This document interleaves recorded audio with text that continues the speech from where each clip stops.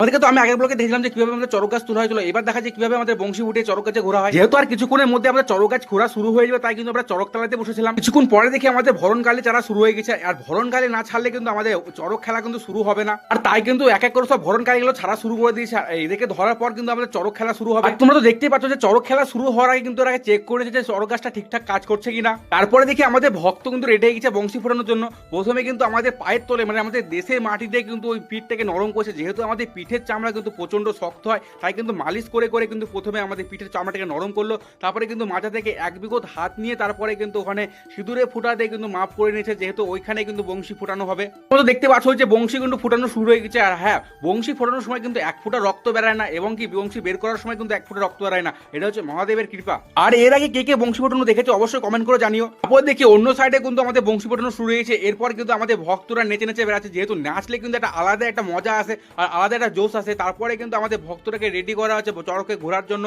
আর দেখতেছো কিন্তু দড়িটা বাঁধার পরে কিন্তু ভক্তরা ঘুরে যাবে লেগেছে। আর তোমরা কোথা থেকে কে কে চড়ক খেলাটা দেখছো অবশ্যই কমেন্ট করে জানিও। হ্যাঁ, সবাই যাওয়ার আগে কিন্তু সাবস্ক্রাইবটা অবশ্যই করে দিও।